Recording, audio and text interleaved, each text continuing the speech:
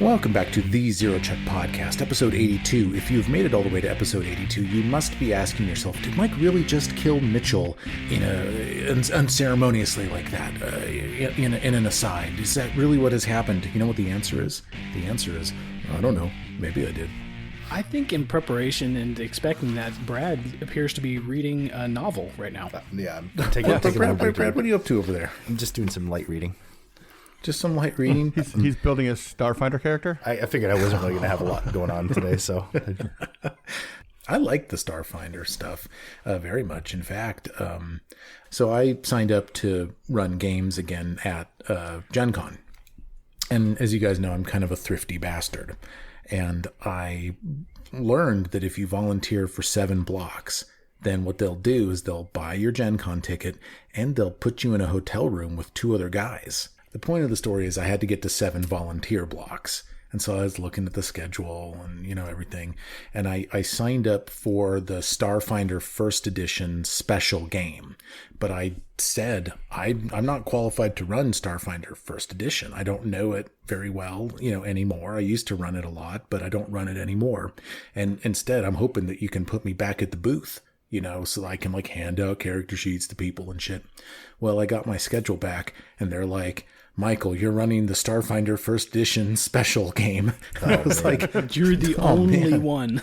well, no, it's like 20 tables all at the same time, and you run one of the tables, and it's kind of like you got to watch because it's like a meta, it's like a raid. It's like a World of Warcraft raid, except 20 tables all play the same thing at the same time, and you have to report the encounter wins as little points, and they grow, just like the Runecloth turn-ins in Encourage, it's like that, I can't believe, I don't know where that reference came from, where I pulled it from just then, but if you know, you know.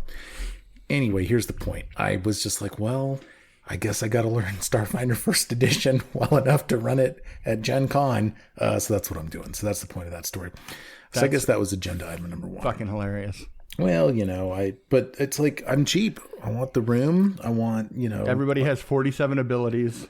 I know. There's 27 turns. At least Mike, it's I don't know. At least it's low level. I can't picture you sharing a room with random people. Yeah, you're gonna get into the room, checked in, and be like, I'm gonna go get my own room. I can't do this. I would if I could, but Gen Con's insane. The housing. Have you heard about? There was kind of no, the housing block filled up in an hour. Are you bringing the minivan? Up. I'm gonna fly. Okay. Why don't you get a hotel that's not in downtown Indy? Because it's like 35 minutes in, and I got 8 a.m. games. My games end at 1 a.m, and it's free, and I'm kind of cheap, I don't want to pay anything. You guys know this. Unlike me, I'd be like, what's that? $1,000 a night? Yeah, fuck it. Yeah, you would. I'll worry about it later. I'm excited to hear how well that goes. Oh, I expect hourly updates. We're going to have 2 new listeners. That's a good point.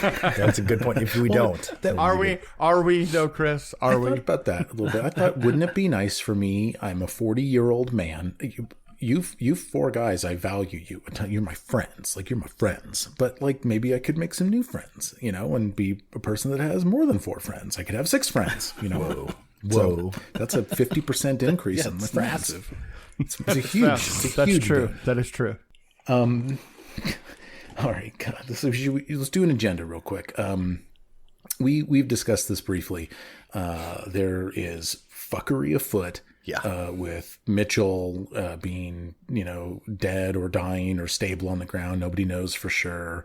There's this 2-headed troll situation with a couple of hobgoblins down in the Grey Worm Tunnel beneath Hargulka's stronghold. You guys have engaged in this encounter. There's a fucking Midflit running around too, which I haven't thought about until this very moment. But in any event, before we got on the air, you guys began strategizing just in front of me. And I said, well, now, wait a minute. Why don't I take my headphones off and you guys can engage in some strategery? So I'm going to take my headphones off. And why don't you give me the universal comeback signal and I'll come back. Did you just flip me off? All right. I'm taking my headphones off. Enjoy your session. Don't look at the map. I won't. I shan't. The shanty pants. Strategery. So I don't know, One idea, I guess, is if we can get, well, the thing is like Sirio's already gone, I've already gone, so I think it's probably like Og or Ekendeo's turn. I think we left off with a hobgoblin targeting my Mitflit in the larder. Yeah, so like the Mitflit's super weak, so he's probably going to die instantly. Yeah. And then the hobgoblins be like, okay, what's next? Well, they can't see me. I don't know if I don't think they've seen you either. We don't. Oh, I'm sorry. They can't see you, right? I think, I'm stealth in the corner. Well, I know, but I think there's still a perception that they can do to still see you. Like I don't think. Yeah, it's they could. guaranteed. If their passive is high enough, they could get you. Or Yeah. if they actually seek you out. Yeah. But for now, I'm hidden. Okay. Chris is already gone, so it's probably either Og's or Ekendeo's turn because I know all three of these guys. The troll and the two hobgoblins was already gone too. So, I mean, I guess one thing we could do maybe is try to draw him in this hallway, but like Og would have to run in this room and start unpacking the shit that's blocking you guys in. If you get me up, my swords are still with the hobgoblins. Like I got nothing on me. Like they're running around with my swords. I got two. I can give you one. Be like, But if it's an Aldori, I think that's a advanced weapon. I'm probably not trained. Mitflit A dropped it, so it's in that square. That's right here. And then, like, did that troll drop you way back here, or did he drop you up closer to where he hit dry? Well, Mike said he dropped Brad and then came at me. Right. Okay, so he put you down first, and so you are way back there.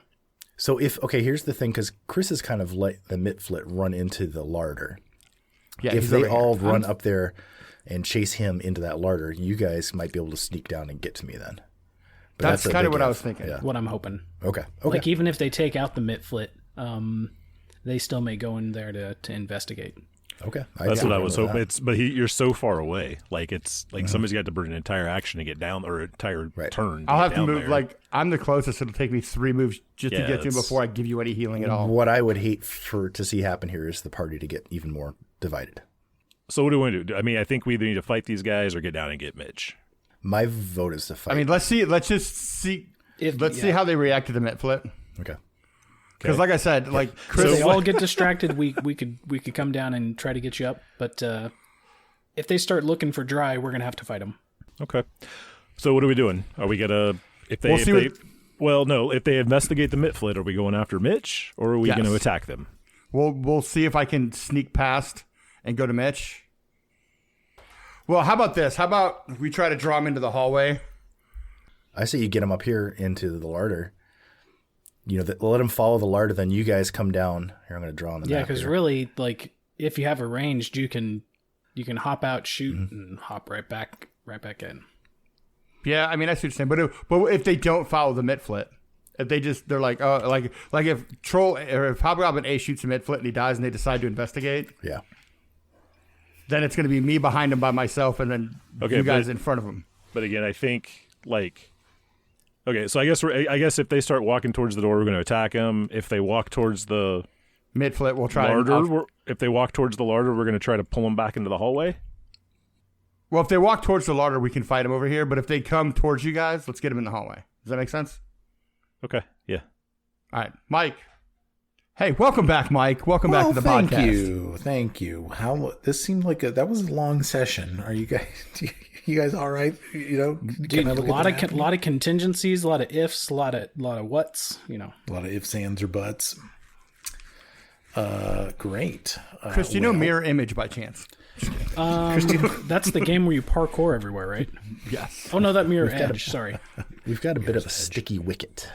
So we were trying to. There is a bit of a situation on your hands. Now, look, as you guys know, I want what's best for you, and I want you to win. Feel good about yourselves, and but you know, I feel like my role is to drop trunks in front of your path. You know, drop your trunks. Logs. What, dude? Yeah. Whoa.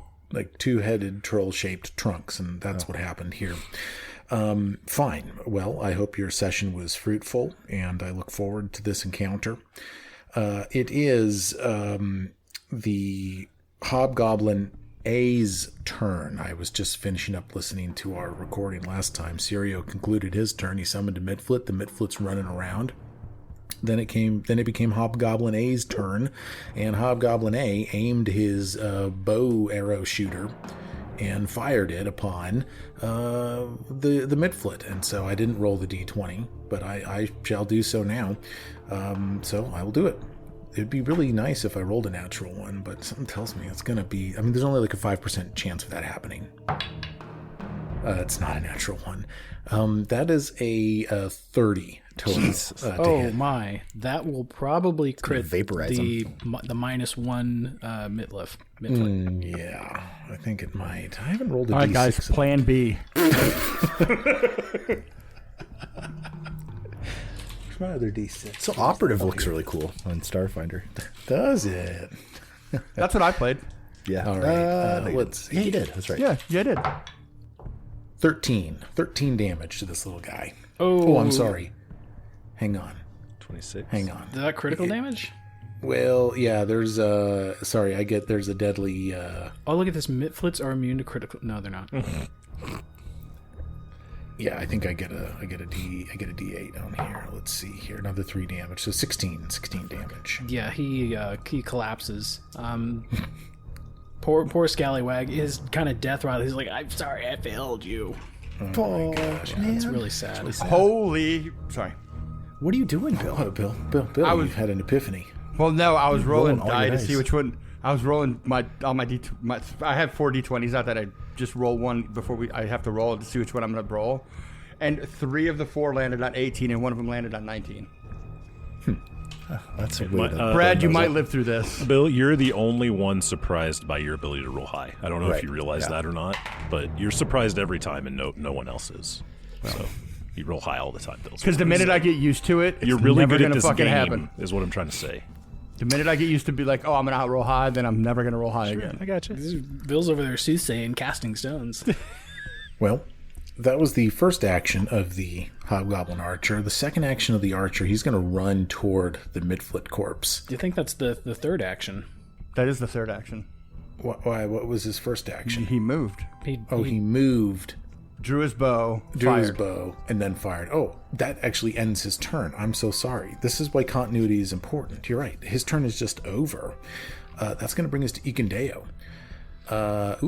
Ikendeo. Now, I wasn't part of your strategy session, so I don't know if this is going to be part of what you wanted Ikendeo to do, but Ikendeo... Now Brad's reading a pop-up book. looks like Winnie the Pooh. I'm reading Rainbow Fish. Ikendeo. Makes me happy. Okay.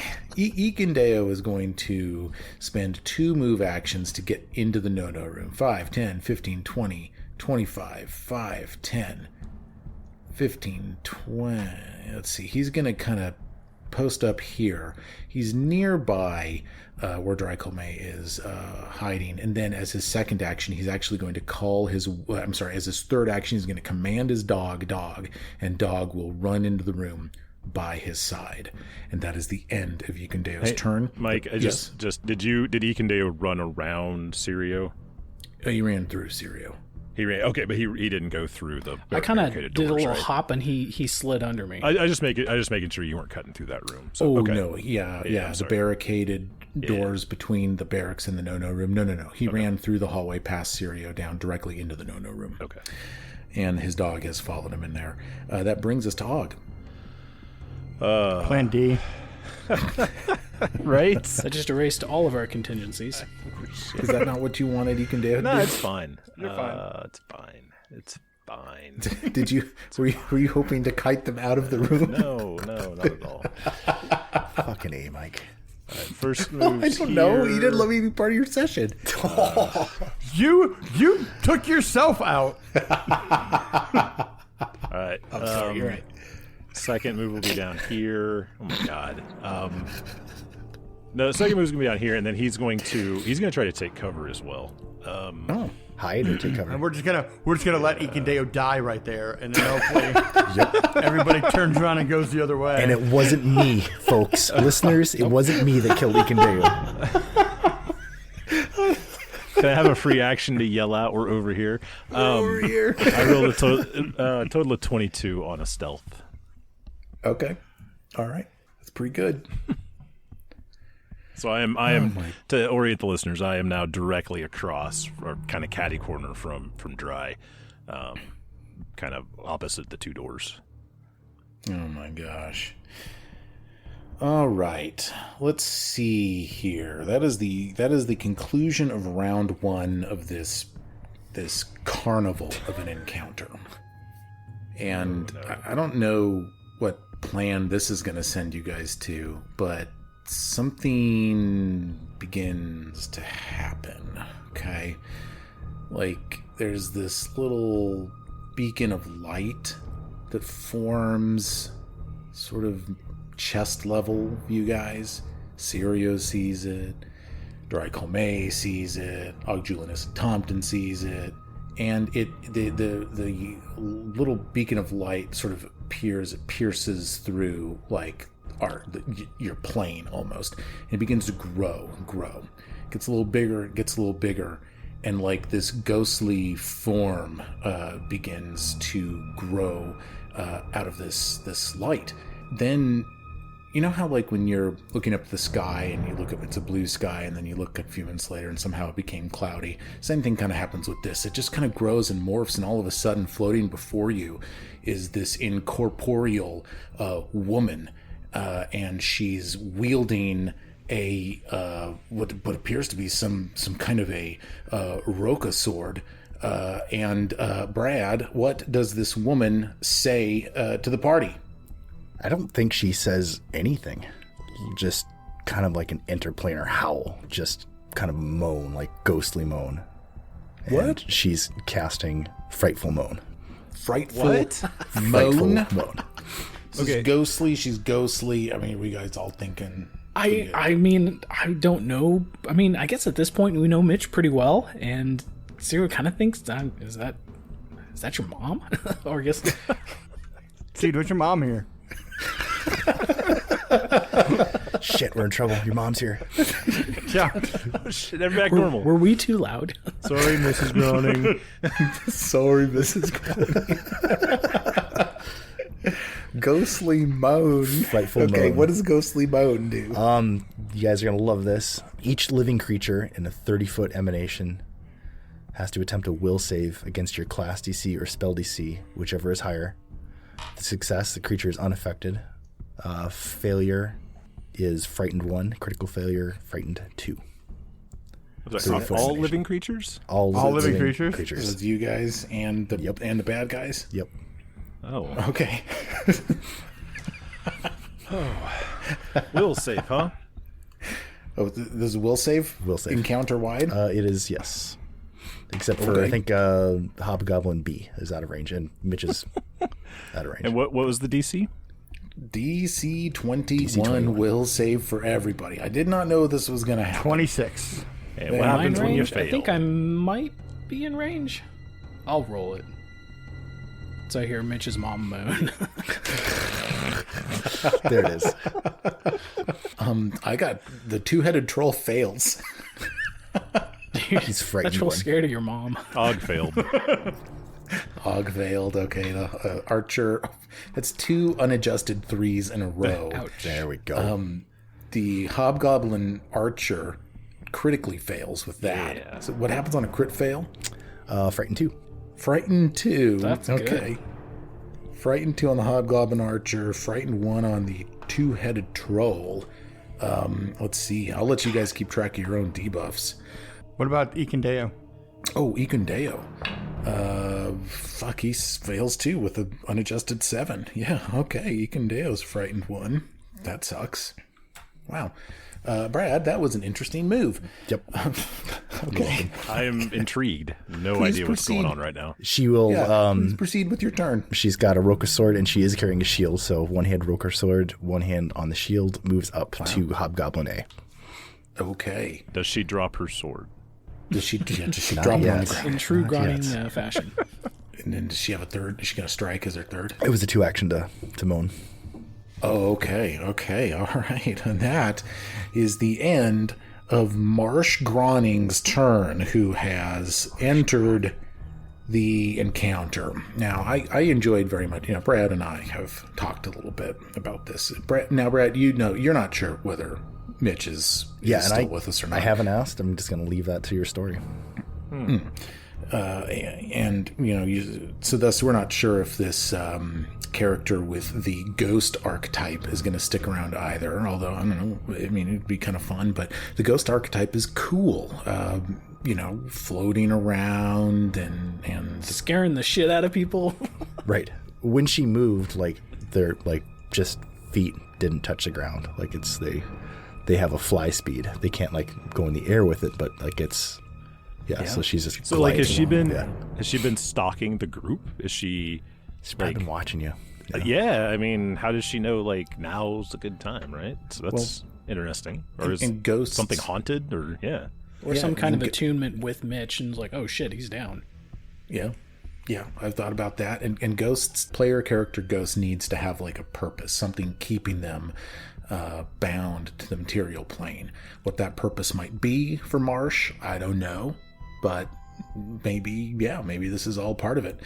In any event, that concludes Marsh's turn. Welcome back to the game, Brad. Thank you. The two-headed troll is now second in the initiative, and he's going to step himself. Oh my god, he's a two-headed troll. What is he? What would a two-headed troll... Let's all brainstorm together, gentlemen. What would a two-headed troll do if a ghost appeared in front of it? Would he try to He's fight frightened the too, ghost? so he would run. He's They're frightened. both Frightened frightened, or are there's one starts arguing with the other. I don't know. Well, maybe I should roll a will save on behalf of both heads. Maybe that might make sense. Yeah, let me roll the second will. Oh, the second troll is not afraid. Oh, interesting. Will you guys permit me a short cutscene? The first head is like, ooh, and the second head is like, pull it together. We will be okay. Get me in there and I will bite the ghost. And you get the feeling this one of these two heads considers itself to be a bit of an intellectual amongst the trolls. Oh, wow. And the other head is just like, okay. And that's what he does. He will work himself into this square, step up toward the ghost of Marsh Groning. Is he squeezed Wow. there? Yeah, I'll squeeze him. I thought you might see that. I'll give him the off-guard condition. This is the ghost of Marsh Groning. This is the person that quested with Horst and Boken and Nugro and fought the Erdofen and sacrificed herself to blow up these bombs to close this pathway down into the Darklands. So this is like a badass, certified badass. Certified 100% fresh badass. She's about to get bit, possibly. Let's see. Here's the two-headed trolls, I guess, second action. Let's see. Yeah, we're going to do a bite from the scared head. Okay, so I'm going to take a -1 penalty on this bite, okay, because this head is frightened 1. And I think that's still going to work. Oh, yeah. 34 with the frightened 1. You think? Yeah. That's high on the die. That was a good roll. That's a crit. Okay. All right. I've crit the ghost of Marsh Groning. What? Brad, how's that book? It's the second cousin of Marsha Groning now.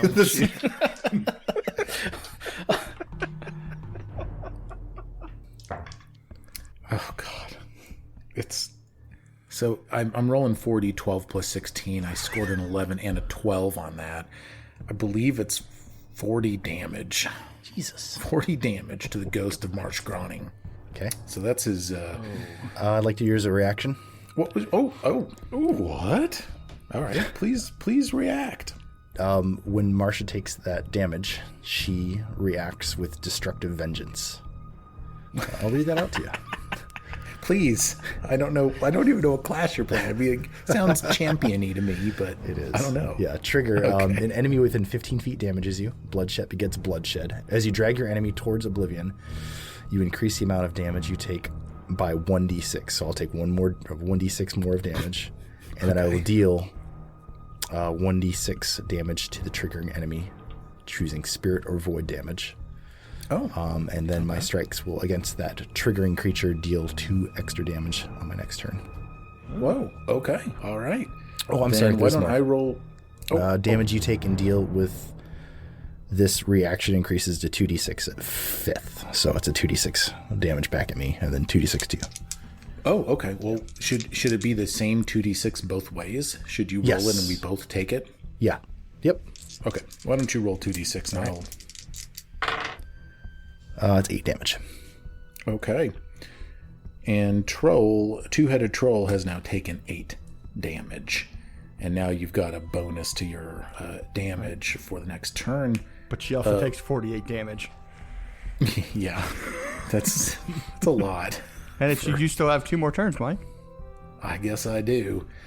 Let's see here. Club attack from the not frightened troll. And he's just going to double up on this. So here we go. 20. It's a miss. That is a bummer for me. And a second roll. Oh, gosh. A unadjusted 2 followed by an unadjusted 3. Yeah. Yeah, that one will miss too. That'll be even less. Wow. So that is the end of the troll's turn. Wow. I guess that's going to go to Dry Colmay. Dry's torn because he has no idea who this ghost is. Like, he sees her, but it's like, we're in combat. I don't know. This apparition just appears and attacks him because that's what he's considering the whatever moan was. She tried to control him, so that's an attack. So now he doesn't know, do I attack the ghost or the hobgoblin or the troll? That ghost is wielding a ghostly Roka sword. Do you think don't that would care? maybe... Oh, okay. Well, I mean, look, and imagine yourself in combat. This ghost appears and tries to frighten you out of nowhere. Doesn't be like, hey, I'm Mitch's mom. I'm here with cookies. You know, nothing. Just pops up and starts attacking. Basically pops up and starts attacking everybody. I'm just trying to figure out what Dry would do. And you would have also... Well, no, you probably wouldn't have seen the damage go back to the two-headed troll. Yeah. You may have seen a club swing by. Yeah. Yeah. Dry's just going to move here. Okay. And my prey's already hunted, and I'm just going to attack the troll. Okay. You got your sword out? I guess Yeah. you do. Yeah, and he's squaz, so he's easier to hit. That's true. He's off guard. It's 22 hit. Because of off guard. Hey. Yeah. Do a little damage. I'm nervous. Why? It's not that much. 24. 24 damage? Yeah. That's great. Are you kidding me? And then I'm going to swing again with the multiple attack penalty. That's a hard miss. It's a 6 on the die. Okay. It's going to take us to Archer B. Let's see here. Yeah, so his bow's out. I think he's got the Roka sword sheathed. You see that he's removed Mitchell's, sheath. And he's got the Horst's sword. Or maybe that's the Mitch special. It doesn't really matter. But Archer B... Mitch is never going to use him again. Yeah. Yeah, maybe not. B, he's got his bow out. He's not sure what to do. The truth is he can't, he doesn't seem to see Ogjulinus and Tompton over there. He's gonna fire through Hobgoblin A and the two-headed troll onto the ghost of Marsh Groning. With the penalties, that is a 21. That's a miss. Just Clinks off around. fires through. I'm blowing it right now. Subject to the multiple attack penalty. That 4 on the die is not going to do it. The troll. Let's see. Is there anything else? Oh, you know what? Shit, fellas. This is a hobgoblin archer.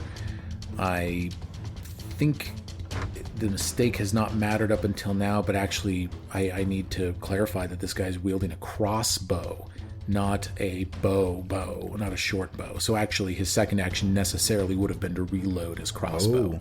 So he fires, reloads, and then as his third action he fires a second time. Both miss. Okay, sorry about that glitch, fellas. It's gonna bring us to Sirio.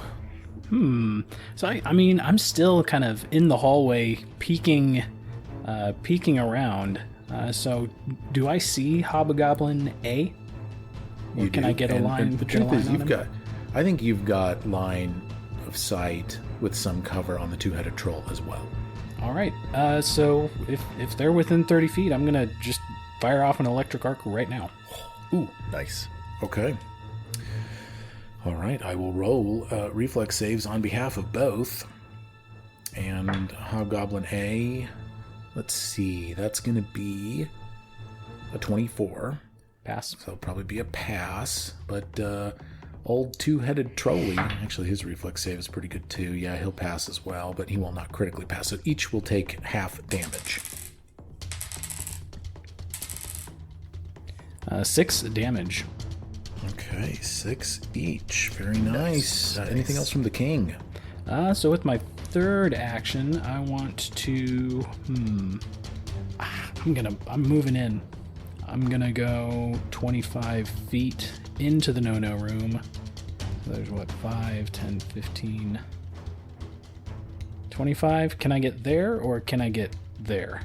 I'm trying to move as far in as I can. You can get that. You can get that extra square. Okay. Alrighty. I'm moving into the thick, right behind the ghost. Adjacent to the ghost. Pretty cool and good valor. Hobgoblin A. Okay, so I'm gonna rule.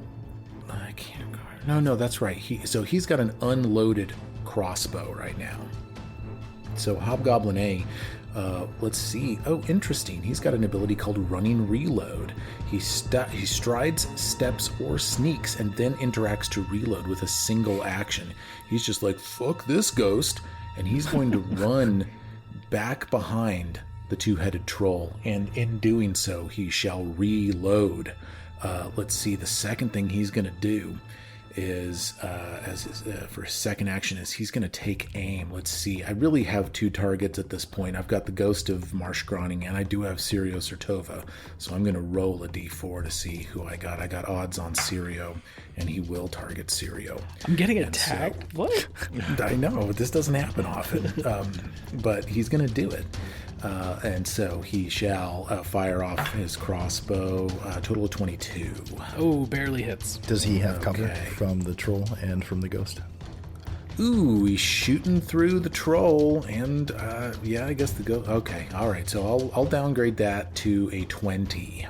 Oh, 20 miss. My ace is 21. Okay, in his effort to Brad. miss. Well, I guess all right. I'll give him a -2. Yeah, in his effort to miss the troll, he misses Sirio, and for his third action, he will reload his crossbow with a bolt, and that is going to take us to Ikundeo. Ikundeo is going to swap his hatchet for an alchemist fire. Yes, he's going to move shoulder to shoulder with Sirio. And he's going to launch that alchemist's fire at this square such that it'll splash both Hobgoblin A and directly, hopefully, hit the two-headed troll. I like it. And that natural 20. Oh, yes. Ikundeo with the crit gonna work. bomb attack. This is why my Mike God. plays Ikundeo. Yes. Well, No buffoon mode here. So Alchemist's Fire. Moderate bomb at the moderate level will deal 2d8 fire damage, 2 persistent fire damage, and 2 fire splash damage. Oh, I'm about to screw this up despite the fact that I at one point took an alchemist to level 11. I know that the 2d8 will go to 4d8. I'm not sure what happens with the persistent and the splash. I think they don't double. But if someone would like to look that up, I will go with whatever you guys tell me. But I'm going to roll 4d8 to start. Are we doing a crit card Oh, with his name? yeah, I guess he gets a crit card. Yeah. Well, I'll save you from rolling. The one for bomb or spell is called Maximum Effect. Don't roll for damage. You deal the maximum possible critical hit damage on this attack. Oh my God. Goodness. Well, what on earth is 4 times 8? What is that, 32? Yeah. 32 fire damage to the two-headed troll. Weakness 10, so 42 damage to the troll. Crap. I mean, despite his spotty medicine checks, I'm kind of glad Ikundeo's here with us right now. And he almost did kill you. Good Lord. Yeah, okay, so I've got 40 damage, 42 damage, 2 splash damage. That's going to take us to 44. The troll gets lit on fire, and Hobgoblin A will take the 2 splash damage, and the regeneration is deactivated for this round. And that is Ikundeo's second action. His third action, he's going to command the dog, and the dog is going to run into melee with the troll. Ooh. Right here. And the dog, as its second action, is going to resolve a bite attack on the 2-headed troll and will miss. And that's going to bring us then to Og, Julianus, and Tompton. So this is going to be the least optimal thing that Og could do, but I can't think of anything else Og would do. He's going to roll a lore master check on the ghost. On the ghost? On the ghost. Hell yeah. Sure. Why wouldn't he? Yeah. He is very curious about this, and he rolls a total of 24. Yeah. Go ahead, Brad. Well, I'll give him some game mechanic stuff, but Okay. what might Og glean just from Marsh Groning herself? She is an anti-paladin. Ooh, So, an anti-paladin. Oh, that's Yeah. the best kind of paladin. She's evil, and I think you would probably have kind of connected to a lot of the stories that you've heard from Mitch, and like talking about Horse and his story about just the kind of stuff that she was delving into, fighting evil and becoming evil along the way, Consumed maybe. by the cause. Yeah. So maybe he notices the Roka sword, Yep. and then maybe the way she's dressed, he's like, Like, yeah, it's yeah, there's maybe she's those are two things that he notices. I don't know. big, bulky plate armor. It's a big shield, the Roka sword, and she looks like Mitch always looked fairly comfortable and competent for the most part, or despite how I rolled his attacks. But she, like, this is a part of her. This sword is like, this is her. Like, this is like her arm. It's an attachment. Like, it just feels, it looks right. Okay. You're saying she wields it with such a proficiency. Yep. Yeah. That like, it makes. Does she make Mitch look a little? A little cumbersome, a little clumsy. Little cumbersome. Yeah. But I love that because Mitch has a father too, and I feel like Mitch is this really great sort of combination of the two of them, right? I mean, Chuck Groning is an inventor himself, an alchemist, and he's got that in his background, but also this side of his mother too that he's got. So, but I feel like, and correct me if I'm wrong, but Mitch is he's kind of a goody-goody. He's kind of goody two shoes, whereas like Marsh Groning is just not, as I'm sort of gleaning from this as well. From a game mechanic standpoint, look, she's incorporeal, but this incorporeality looks different than it would like on a different ghost. Like you would think, okay, she can interact with the world, she can take damage, you've seen it, and this ghost seems to be more tethered to the material plane than maybe other ghosts that you've heard of. And you've got to wonder, like, what is Marsh's anchor? Like, what is her mission? Why is she here still? Why hasn't she gone to like the River of Souls? That's what you think. All right. Yeah, no, that's like I said, I just don't think Og could pass that up. She's off guard to you now. She's off.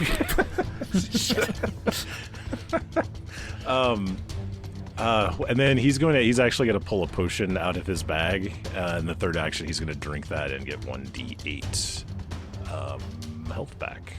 Oh, okay. I didn't realize you were down. Yeah, a little bit. Didn't you guys spend some time healing while I was getting my... Not from the harpies. No, I don't think so. Did we? Well, we spent that minute and a half kind of retching and recasting the light and and making your way down the stairs, to meet with Mitchell. So I guess you didn't heal. Yeah, I certainly never said it. So that's all right. Nice. We'll sort it out. All right. So yeah, I think that'll do it for Og. Round 3, Marsh Groning. Marsh Groning is going to kind of wave a hand over herself, and she's going to cast Touch of Corruption. Touch of Corruption. If the target is a willing undead creature, the target instead regains 18 hit points. Ooh. So I'm gonna kind of like a basically. Touch yourself. Is that so your cat? What are the traits on that cast? That is somatic, range touch, necromancy, and negative. Let's see. Reactive Strike. A creature within your reach uses a manipulate action or a move action, makes a ranged attack, or leaves a square during a move action it's using. This is Reactive Strike, Player Core 138. Unless it's manipulate, I don't see ranged spell in this anymore. I don't know if they've changed it or what. But I don't think this is going to trigger. You must physically manipulate an item or make gestures to use an action with this trait. Touch of Corruption does not have the manipulate trait, and therefore does not trigger. And I guess that makes sense, since a champion would use this in melee. Yeah, you do not trigger its attack of opportunity. Please give yourself your HP back. Done. Nice. I will 5-foot step in, and Marsh is going to attack. You watch as she regenerates her ghosty force, and then she steps in with this acumen, this combat acumen. She strikes. Sorry, go ahead. I just can't help myself. I get so excited. That is a 19. Ooh, total? Total. Oh, no, I'm sorry. 19 on the die. That's 21. 20. Nope, sorry, 31. 31. 31. 31 will hit. All right. Now, since she is just using one hand, that's only 2d8. If he squaz, does it crit, or is it still not high enough? It's not high enough for off guard AC. All right, that is going to be 16 damage plus 1d6 spirit damage from this sword as well. Spirit damage. Oh my god. That's 2 spirit damage. Okay. 18 damage. Okay. Good turn for Marsh Groning. This troll is kind of looking around. There's a wolf in here now. There's a ghost. There's a ranger and a sorcerer, and he's on fire. And there's a lot of stuff going. And the dumb head looks at the smart head and goes, "We run away?" The smart head goes, "No, we will stay. We can do this. We can do this. We'll be fine. I'm going to bite one of these characters." That's what he says. Maybe we could talk to this guy. A little parlay. Oh, Dracolmay. First thing he's going to do, actually, is he's going to step and get rid of this off-guard thing. He's going to target Dracolmay with his second action with this jaw attack. I'm going to give you a point of cover because of that rock ledge that you're positioned behind. And here comes the jaw attack. Oops, I rolled a d12, and it was a 12 on there. But it's a miss. So. It's a miss. Well, I think with my modifier, I think I got you. Wait, Bill, what do you want That's to do? what we need the monsters to roll our d12s. We're Yes, supposed to be rolling d20s. No, just roll the d20. Yeah. Well, I'll tell you. Oh, I'll you want stick- that 12? Not gonna I matter. know, the 12 will... Either way, I'm getting hit. Yeah. So it doesn't matter. I'll go ahead and roll the d20. Yeah, you wanted the 12, sir.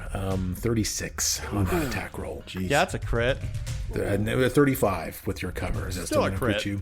Okay, 2d12 plus 6, I'm sorry, 4d12 plus 16. Told you we shouldn't have fought this fucking thing. Yeah. Okay, sorry. Sorry, it took me a second to calculate this. I was just making sure. Bill, I on the 4d12, I rolled 2 12s in there. Sir. God. With the modifier, we're looking at exactly 50 damage on that crit. 50 damage. Ugh. Throw down. 4d12 plus 16. It's fucking great. Are you down or are you up? I'm up. Good. Dude, he took a bite out of you. Yeah. Am I subject to the multiple attack penalty between the two heads? That's my question. Here's what it says. Each of a two-headed troll's heads rolls their own initiative and has their own turn. Oh, well, I'm already fucking this up like crazy. They should be they should have 2 different turns. Yeah, so you get like 6. You get like 6 attacks altogether. Well, they get 2 actions though, not 3. Yeah. Okay.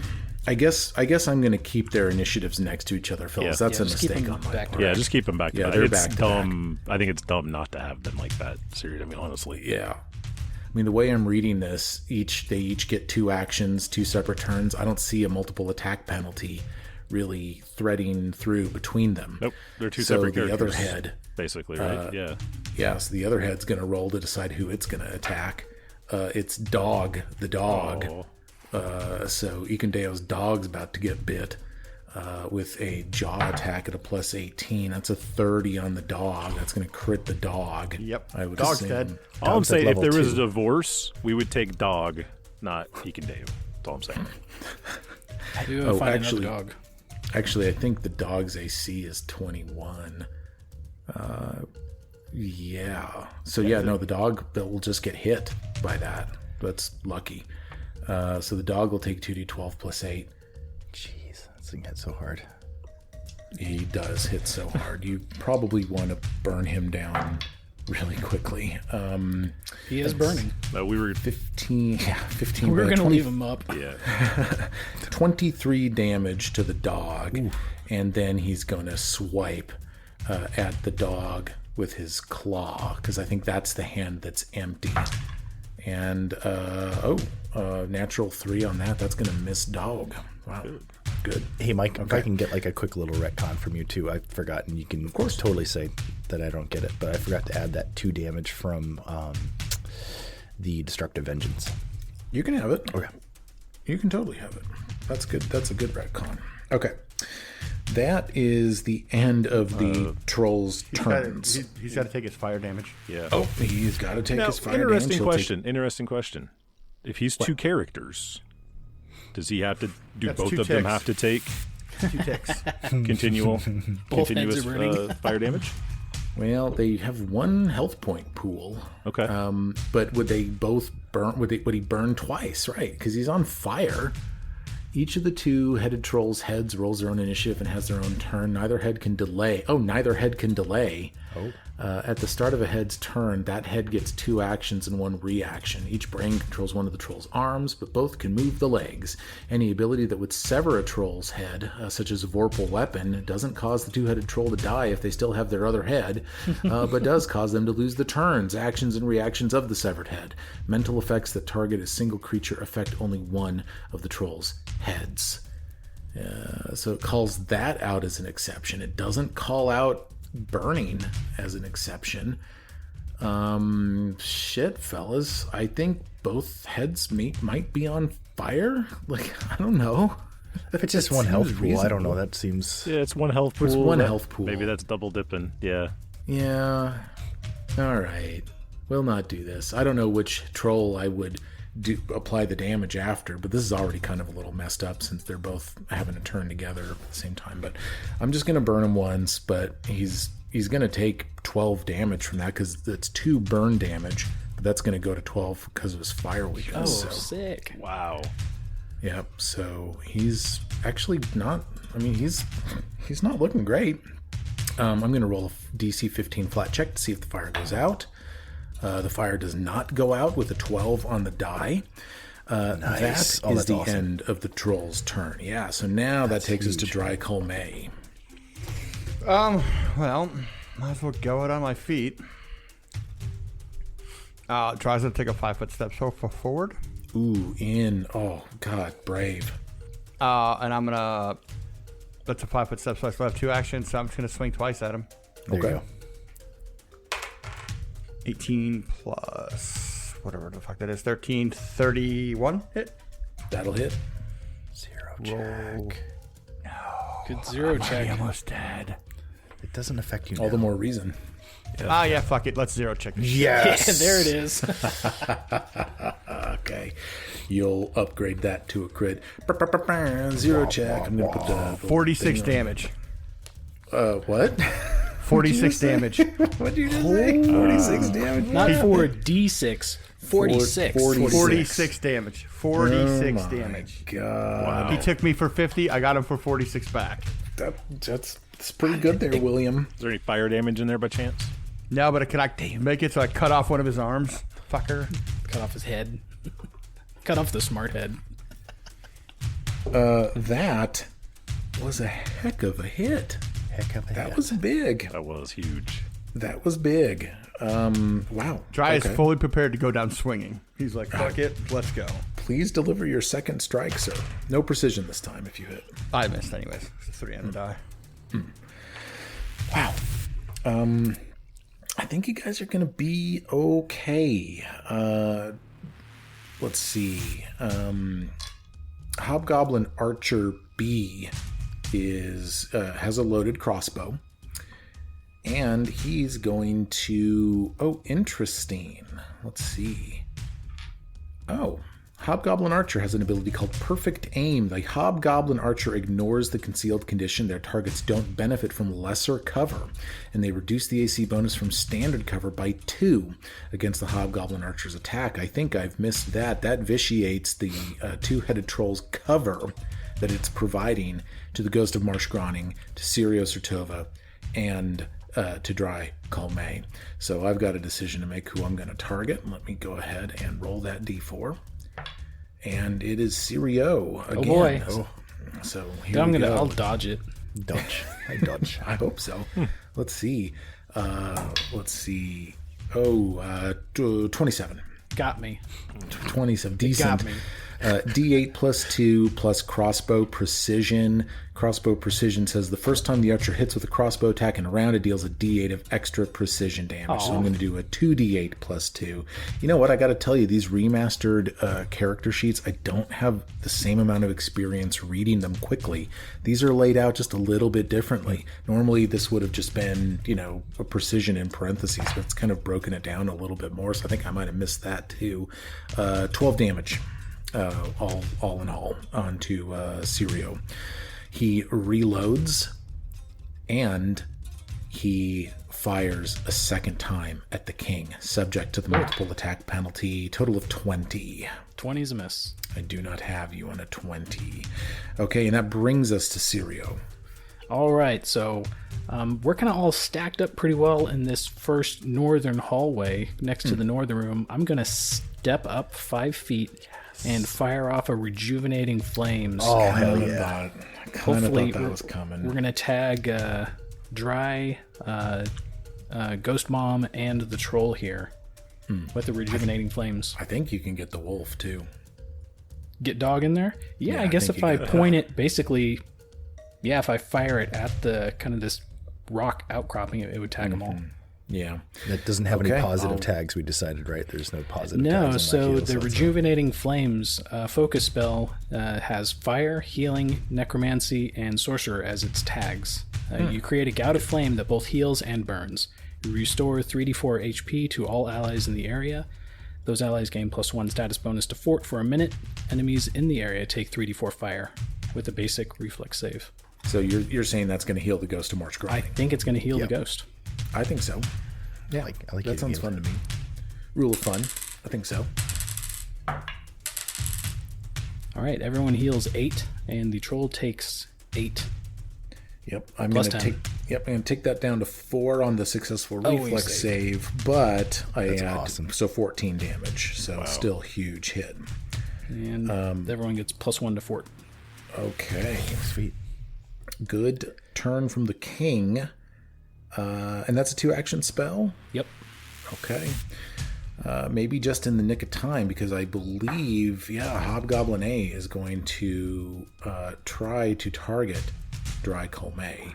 He's going to resolve that crossbow hit on Mr. Calme. Let's see here. I don't know. 21. Nope. Yeah, Nice. I think I missed. Damn it. All right. I'll reload, and subject to the multiple attack penalty, I will try again. This time, I think I might have it on a 22. Exactly my AC. Oh, Yeah, okay. And he gets that precision on his first attack, so that's going to be a 2d8 plus 2. 14 damage to Dry. you're close. What do you got? You got 2 HP or something? We got more than 2. 3. 3. Okay. All right. Yeah. So I think both hobgoblins now have unloaded crossbows. Yeah. Okay. Ikundeo, let's see. His second to last alchemist's fire. Should he chuck it? He doesn't need to. The troll's still on He's fire. got 2 more. Yeah, the troll's still on fire. But More. it's weak to fire, so Yeah. we do have more What would you trolls, have I'm him do? assuming, to kill. He needs to get up in here and get in the fight. All right. We'll fucking do it. He will take one move action to get just out of the troll's reach. His second action, he's going to gingerly step in to melee. And as his third action, he's going to twin takedown, but his hatchet is sheathed right now, so he's going to twin takedown with his warhammer and then his fist. Oh, He's going to punch a two-headed troll. he would. Well, he punches one head and hacks at the other. Yeah, that's what he's going to do. Warhammer plus 10 versus this troll. 27 on the attack roll there for young Ikun. He's got that. The fist, let's see, subject to the multiple attack penalty, will miss. So he just kind of punches the troll in the belly button, and the troll goes and doesn't react to that. But he gets a d8 plus 3 Warhammer damage, which is going to be 10 damage. And I will tell you what, this troll is teetering with that, having now taken, by my count, 184 damage. Oh my god. Night. Nice work, And the fellas. troll, after Ikundeo hacks at it, he holds up his hands and he goes, "Stop! Stop!" The smart head goes, "Stop!"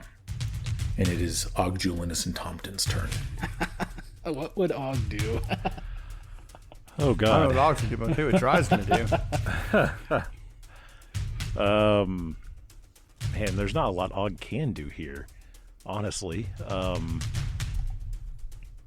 Yeah, I guess he's going to ask.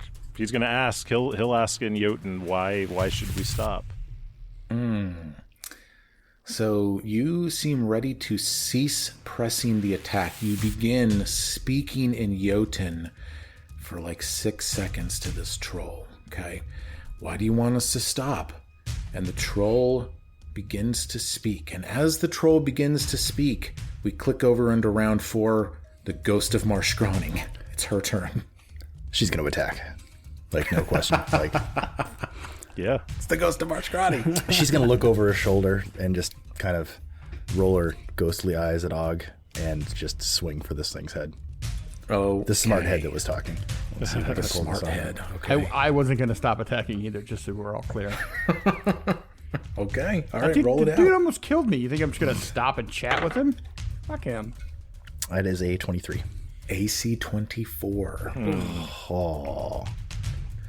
So yeah, that's going to be a miss. First attack. First action misses, yeah. So yeah, she almost hits, but just not quite. What do you do for your second action? Second action, she is going to cast Touch of Corruption, except on the two-headed troll.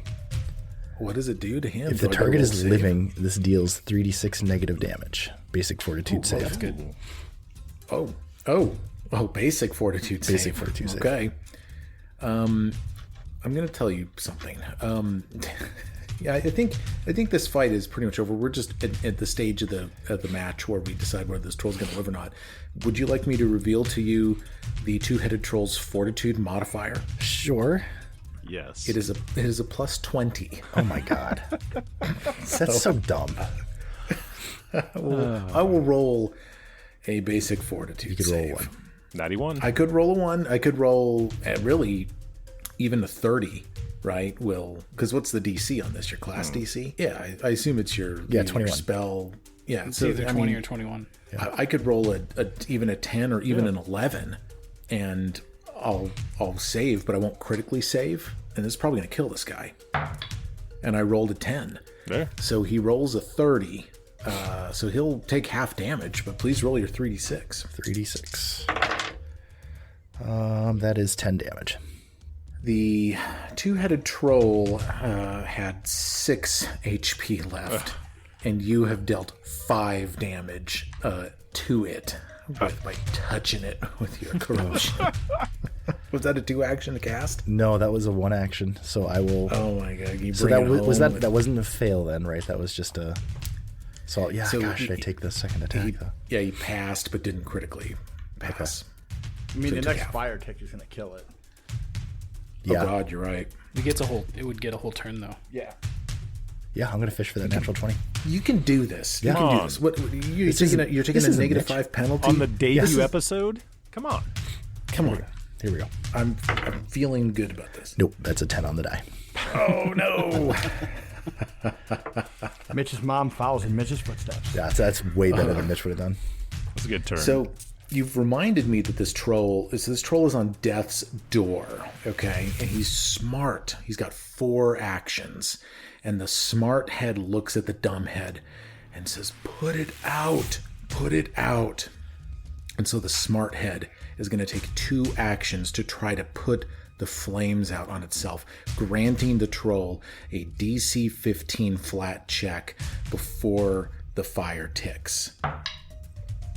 And with a natural 2, that does not happen. Uh-oh. And the dumb head, what will the dumb head do? I think the dumb head is going to also try to put himself out. He's smart enough to know. And that unadjusted 11 is just not going to do Oh it. my god. So at the conclusion, this smart troll and this dumb troll, they die together, working to try to put the flames out on their body. And they do not. The troll falls to the ground and the fire overtakes it. You know, these things are weak to fire. I feel like, this is like, like flammable, like his flesh is flammable. He's panicking, patting himself down, rolls over, and the 2 archers begin retreating. But at this point, you guys make quick work of them, if that's what you choose to do. Do you take them down or do you let them go? I would kill him. Yeah, kill him. Yeah, you take. do we want to try to question him at all? Nope. Figure out what's going on? No, okay. I mean, No. all right. Well, I think with the Ghost of March Groning along for the ride, it might be a little hard that's gonna be- anyway. I'm still. Dry's not so 100% sure that she's completely on our side. Like he's not putting his sword away. Here's what happens with the Ghost of Marsh Groning, by the way. She finishes off that last troll not far away. They're running down the worm tunnel back toward Mitch's body. She finishes off the last troll. She turns around. She looks at you guys. She kind of nods. She kind of nods at you a little bit. And then she kneels down, and near her feet is the Mitch special, his modified Roka sword. And she drops her spirit Roka sword to the ground, and when that happens, you watch as it loses its like spectral luminescence, and it becomes corporeal. As it hits the ground, it drops to like a clang. It's like a clang, to the ground, and then she picks up Mitch special, and she looks down at her son, and she just goes, "What a waste! What a waste of good steel!" And she will break it, like she'll smash it to the ground with her strength, and the sword just shatters. And as the sword shatters, she begins to whiff out of existence. And she utters on her way out, she just goes, "Not on my watch, boy." And she just disappears. I just feel like Mitch did a lot of crying at the kitchen table trying to do homework growing up. Like, seems like mom wasn't real. Yeah, just, man, brutal. I don't know. She just called him a waste and broke his prized possession. She seems kind of mean to me. Yeah, but that's she's just me. But I she guess. swapped out her sword. Her sword's probably way better than his. She's like, "Here, have my undead ghost sword." Yeah, I guess that's true. Yeah, That's I think really cool. I like she views that sword that he modified as just don't fuck with something that's already good. Roka swords are amazing tools. Yeah. And just why would you do that? Like they're almost sacrilegious. Like they've just ruined it. Yeah. It's a toy. Like he made it into a toy, and she's like, no, this thing's. I like that. That's neat. You guys, I assume you run toward Mitchell. Yeah, we saunter. I have 6 hit points. I'm walking with a limp right now. Little Probably still saunter bleeding out. toward Mitchell. You know, you get to him, and he is breathing. He's breathing. He's alive, and you look at his face, and you can see this gnarly scar from where the two-headed troll bit him on the head, right? Just raked its like incisor, like across, from temple to jawbone, right? Like right down the right side of his face. And then you look and you see that perhaps one of these hobgoblin archers patched him up in this really kind of gnarly way that's going to leave this obvious, like, disfiguring scar on him. This wasn't like good work. And you put it together, maybe with some of the clues that you've seen. It looks to you like Smarthead was trying to take Mitch back alive to be a prisoner. What a trophy maybe Mitch would have been. But it wasn't to be. You guys got to him in time and you saved him. Yay. Awesome. Wake him up. He's still alive. Heal him up, Chris. Wake him up.